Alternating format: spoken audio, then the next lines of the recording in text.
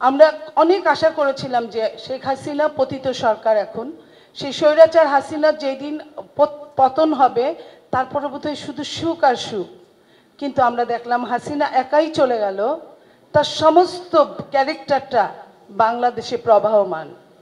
যারা এতদিন ছিল আন্দোলনে, আজকে তাদের নামের সাথে কিন্তু চাঁদাবাজ, দখলবাজ, ডাকাত, চোর ইত্যাদি ইত্যাদি। আমি যদি বাংলাদেশের এক দুইজন নারী বান্ধব কোনো নেতা দেখি, তার মধ্যে ডক্টর মঈন খান অন্যতম। আমি আই স্যালুট হিম। তো আমি এই জন্য বলছি যে নারীরা যদি, যে সমাজে নারীরা না আসে সে সমাজ অগ্রগামী হয় না।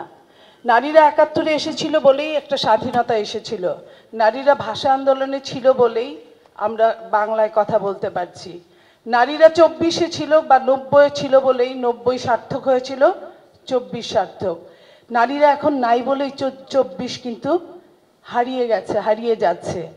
এখন ২৪-কে বলা হয় হাতুড়ি হকি স্টিকের দিন শেষ, বুলডেজারের বাংলাদেশ। তো যখন বুলডেজার নিয়ে ২৪-কে এখনই ক্ষত বিক্ষত করা হচ্ছে, তখন আমাদের প্রশ্ন জাগে, আসলে আমরা কি চাই, আমরা কোথা থেকে এসেছি। আমাদের আসলে আমরা এমন একটা অস্থির সময়ে জন্মগ্রহণ করেছি, জন্মের পরে থেকে শুধু অস্থিরতাই দেখছি, নাকি বাংলাদেশে জন্মগ্রহণ করেছি বলেই এখানে কোনো স্থিতিশীলতা থাকে না। আমরা অনেক আশা করেছিলাম যে শেখ হাসিনা পতিত সরকার, এখন সেই স্বৈরাচার হাসিনার যেদিন পতন হবে তারপরে বোধহয় শুধু সুখ আর সুখ। কিন্তু আমরা দেখলাম হাসিনা একাই চলে গেল, তার সমস্ত ক্যারেক্টারটা বাংলাদেশে প্রবাহমান। যারা এতদিন ছিল আন্দোলনে, আজকে তাদের নামের সাথে কিন্তু চাঁদাবাজ, দখলবাজ, ডাকাত, চোর ইত্যাদি ইত্যাদি।